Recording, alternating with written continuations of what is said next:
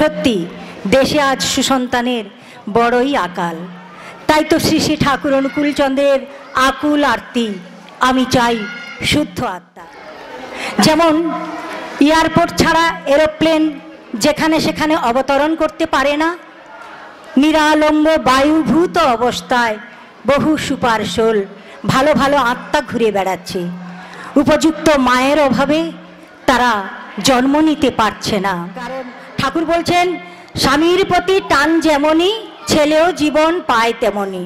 আবার বলছেন, ইষ্ট ঝোঁকে ছুটিলে পুরুষ প্রজ্ঞা অনুপমা, স্বামীর ঝোঁকে ছুটিলে নারী শ্রেষ্ঠ ছেলের মা।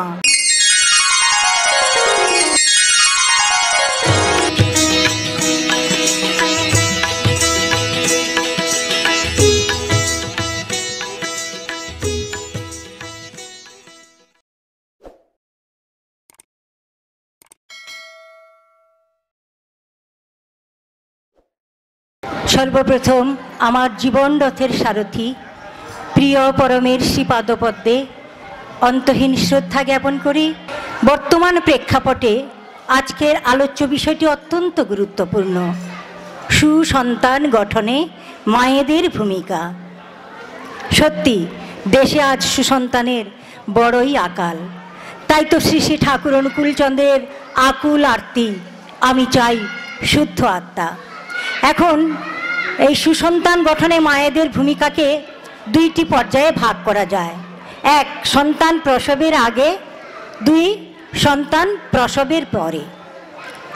সন্তান প্রসবের আগের অধ্যায়টাকে বাদ দিয়ে যদি যাই তাহলে কিন্তু সব শেষ হয়ে যাবে।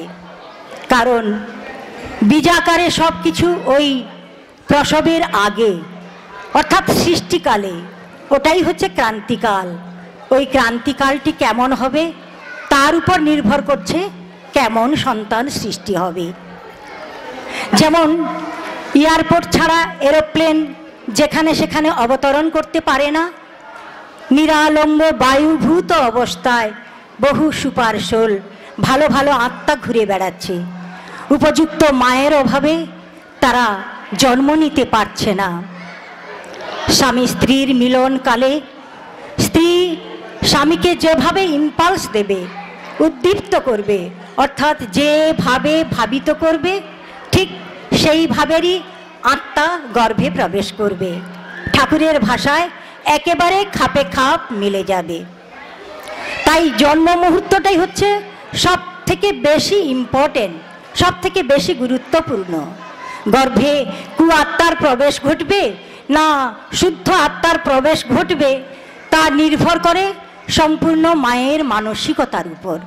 তাই তো কবিগুরু রবীন্দ্রনাথ ঠাকুরের শিশুকথা কবিতার মধ্যে পাই, খোকা মাকে সুধায় ডেকে এলেম আমি কোথা থেকে, কোনখানে তুই কুড়িয়ে পেলি আমারে, মা তারে কয় হেসে কেঁদে, খোকারে তার বুকে বেঁধে ইচ্ছে হয়েছিলি বনের মাঝারে। তাহলে মায়ের ইচ্ছাটাই সন্তানের রূপায়িত হলো। কেমন সন্তান সৃষ্টি হবে মাই পরিমাপিত করে দিলেন। এই সমস্ত কর্মকাণ্ডের প্রিজাইডিং অফিসার হলেন মা। তাই তো নারীকে সবসময় মনে রাখতে হবে, প্রতি নির্বাচনের ব্যাপারে সজাগ এবং সতর্ক দৃষ্টি রাখতে হবে। সবথেকে বড় কথা, স্বামী যেন ইষ্টপ্রাণ হয়, সর্ব বিষয়ে শ্রেষ্ঠ হয়। আর ইষ্টপ্রাণ হতেই হবে স্বামীকে। তাহলে সুসন্তান জন্ম দেওয়ার পক্ষে আমাদের সুবিধে হবে। কারণ ঠাকুর বলছেন, স্বামীর প্রতি টান যেমনই ছেলেও জীবন পায় তেমনি। আবার বলছেন, ইষ্ট ঝোঁকে ছুটিলে পুরুষ প্রজ্ঞা অনুপমা, স্বামীর ঝোঁকে ছুটিলে নারী শ্রেষ্ঠ ছেলের মা। উদাহরণ, নেতাজি সুভাষচন্দ্র বসু, স্বামী বিবেকানন্দ, রবীন্দ্রনাথ প্রভৃতি প্রাতঃস্মরণীয় মনীষীগণ। এদের পিতামার বিবাহ ক্ষেত্রেও আমরা দেখতে পাই যে শ্রী শ্রী ঠাকুর অনুকূলচন্দ্রের নির্দেশিত যে বিবাহ নীতি, এদের ক্ষেত্রে তা সঠিকভাবে পালন করা হয়েছে। নেতাজির পিতা জানকীনাথ বসু ছিলেন কুলীন কায়স্থ, আর মাতা প্রভাবতী দেবী ছিলেন মৌলিক কায়স্থ। একই বর্ণের হয়েও থাকের দিক দিয়ে কিন্তু উচ্চ ছিলেন জানকীনাথ। তাই শুধু তাই নয়, বর্ণ, বংশ, বিদ্যা, বয়স, স্বভাব চরিত্র, কৃষ্টি, কালচার সব দিক থেকে নারীর থেকে উন্নত ছিলেন। তাই তো জানকীনাথ বসু তা প্রভাবতী দেবীর থেকে সব দিক দিয়ে শ্রেষ্ঠ ছিলেন। তাই কেবলমাত্র নেতাজি নন, তাদের প্রতি প্রত্যেকটি সন্তানই ছিলেন একজন জিনিয়াস, প্রতিভাধর। কারণ ওই একটাই, নির্ভুল নির্বাচন। তাই তো প্রাপ্তিতে খাঁকতি ছিল না। আমরা আর এর বিপরীত হলে, অর্থাৎ স্বামী যদি নিকৃষ্ট হয় সর্ববিষয়ে, তাহলে কি হবে না, স্ত্রীর অশ্রদ্ধা, বিরক্তি ও বিদ্বেষের ফলে যে সন্তান সৃষ্টি হবে তারা হবে কামুক, পরপীড়ক, সমাজধ্বংসী, অবাধ্য। উদাহরণ রাবণ, দুর্যোধন, দুঃশাসন প্রভৃতি কুআত্মারা। তাই ঠাকুর বলছেন, স্বামীতে স্ত্রীর নেই কো শ্রদ্ধা, স্ত্রীতে স্বামীর নেই কো টান, এমন তোর চলন দ্রাদের শ্রদ্ধা হারা হয় সন্তান। আবার বলছেন, জন্মগত ভ্রষ্ট যারা, সত দয়ায় হয় না বশ, ভয়ে শুধু অনুগত, শুভের পথে পায় না রস। তাই সন্তান প্রসবের পরে তাকে আপনি যত ভালো শিক্ষা আর ভালো পরিবেশই দিন না কেন, বিশেষ একটা তফাৎ করতে পারবেন না। কারণ তার জিনের মধ্যে যে জেনেটিক কম্পোজিশন, সেটাকে পরিবর্তন করা যায় না। নোয়াখালীর এক দাদা ঠাকুরকে প্রশ্ন করছেন, আচ্ছা জন্ম যেমনই হোক, তাকে যদি ভালো পরিবেশ এবং ভালো শিক্ষা দেওয়া যায়, তাতে তার ভালো হবে না? ঠাকুর উত্তর দিচ্ছেন, একই মাটি, সেই মাটি থেকে আম গাছও রসদ নিচ্ছে, আবার কাঁঠাল গাছও রসদ নিচ্ছে। কাঁঠাল গাছে কাঁঠাল হয় আর আম গাছে আম হয়। আম গাছে কাঁঠালও হবে না আর কাঁঠাল গাছে আম হবে না। তখন ওই দাদাটি বলছেন, তাহলে শিক্ষার এত প্রসারের দরকারই বা কি? সরকার এত শিক্ষার আয়োজন করছে কেন? ঠাকুর উত্তর দিচ্ছেন, দেখুন, শিক্ষার দ্বারা মানুষের সুপ্ত গুণগুলো বিকশিত হয় মাত্র। শিক্ষার দ্বারা মানুষের প্রকৃতি বদলায় বলে আমার মনে হয় না। প্রকৃতিটা নির্ভর করে তার জেনেটিক কম্পোজিশনের উপর। জিনকে চেঞ্জ করা যায় না। গাধাকে শিক্ষার দ্বারা ঘোড়ায় পরিণত করা যায় না। এবারে আসি সন্তানের প্রসবের পরে, এবং এটা সর্বশেষ গঠন। 2 মাসের শিশু শুয়ে আছে, চোখ দুটো তার খোলা। বাবা মা মনে করেন ও কিছুই বোঝে না, তাই দাম্পত্য জীবনের রসালাপ, আলিঙ্গন, চুম্বন সবই ওই শিশুর সামনে সংগঠিত হয় বিনা দ্বিধায়। শিশুর চোখ দুটি ফটোগ্রাফির লেন্সের কাজ করে। ওই লেন্স দুটির ভিতর দিয়ে সমস্ত দৃশ্য মুদ্রিত হয়ে যায় তার মস্তিষ্কে। তাই শিশুর প্রকাশ ক্ষমতা আসার সঙ্গে সঙ্গে দেখা যায় ওই শিশুর আচরণ অশালীন, অবাঞ্ছনীয়। তাই তো পিতামাতার সবসময় স্মরণ রাখা উচিত যে শিশু দেব বিগ্রহ মনে করে সতর্ক থাকা উচিত।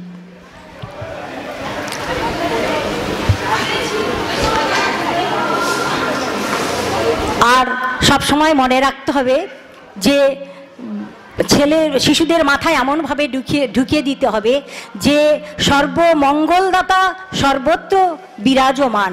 সামান্য অন্যায় করলে, সামান্য অসত্য কথা বললে সবই তিনি দেখতে পায়, তার চোখকে ফাঁকি দেওয়া যায় না। আবার ন্যায় ও সততার যে পুরস্কার তিনি যথাসময়ে অবশ্যই দিয়ে থাকেন, পরমপিতা অবশ্যই দিয়ে থাকেন। এই ধারণা শিশুর মনে বদ্ধমূল করে দিতে হয় নানান কাহিনীর মাধ্যমে। তাই তো বিধবা মায়ের একমাত্র সন্তান বলতে পারে, আমার বাড়ির লোক সংখ্যা 5, আমি, মা, ভোলা মানে কুকুর, বেড়াল মানে মেনি মানে বেড়াল, আর তুলসীতলার নারায়ণ। পণ্ডিত মশাই একটি সন্দেশ হাতে দিয়ে ছাত্রদের বললেন, যাও লুকিয়ে খেয়ে এসো। একটি ছাত্র ছাড়া সবাই লুকিয়ে খেয়ে এলো। সে বললে, কোনো মানুষ দেখতে পাইনি বটে, কিন্তু ঠাকুর যে সব জায়গায় আছেন তার চোখে ফাঁকি দিতে পারলাম না। অন্যায় করলে ঠাকুর মনে ব্যথা পাবেন, ঠাকুর কষ্ট পাবেন, এই ধারণায় শিশুর অন্যায় করার প্রবৃত্তি দূর হবে।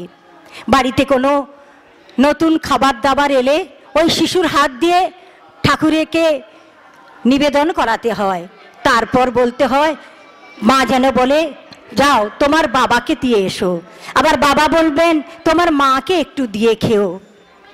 এইভাবে শিশুর দান সাগ্রহে গ্রহণ করতে হয়, এতে শিশুর সৎ দানের ইচ্ছা জাগে এবং অজ্ঞাতসারে মাতৃভক্ত পিতৃভক্ত হয়ে ওঠে। তাই ঠাকুর বলছেন, মাতৃভক্তি অটুট যত, সেই ছেলে হয় কৃতি তত। মায়ের প্রতি টান গজালেই সমস্ত বৃত্তি কাবু হয়ে যায়। কারণ অকপটে শিশু যখন বড় হয়, অকপটে জীবনের ভালো মন্দ সব কিছু কথা তার মায়ের কাছে খোলাখুলিভাবে বলতে পারে।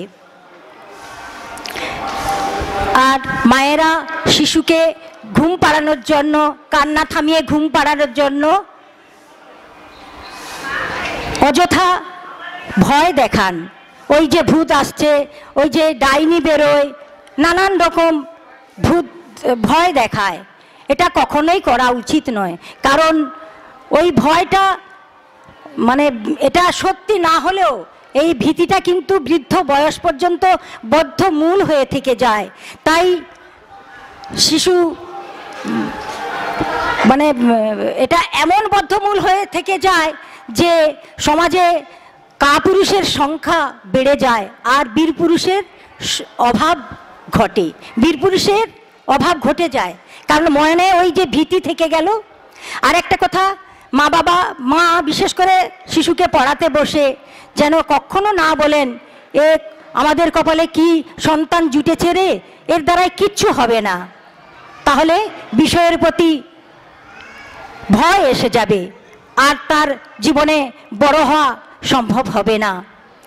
আর মাকে মনে রাখতে হবে পিতৃবংশের গৌরবের কথা এবং গুরু গৌরবের কথা শিশুর কাছে যেন উত্থাপন করেন, তাতে শিশুর পিতৃবংশের প্রতি গর্ববোধ হবে। আরেকটা কথা বিশেষ করে মায়েদের মনে রাখতে হবে, যৌন বিষয়ে মা যেন তার শিশুকে অতি সহজ করে সচেতন এবং সজাগ করে দেয়, না হলে বড় হয়ে বিভ্রান্তকর পরিস্থিতির সৃষ্টি হতে পারে।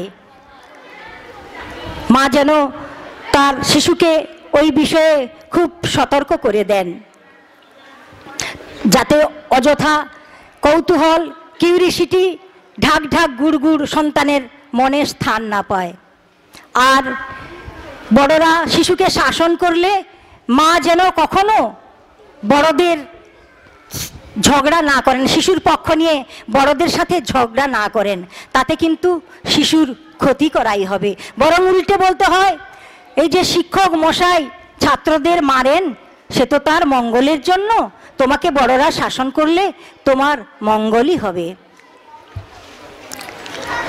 আমরা যাই শিক্ষা দিই না কেন, আমাদের সবসময় মনে রাখতে হবে সেগুলো আগে আমাদের আচরণের মধ্যে ফুটিয়ে তুলতে হবে, না হলে শিক্ষা দেব তাহলে কিন্তু কিছুই হবে না, সে নিতে পারবে না।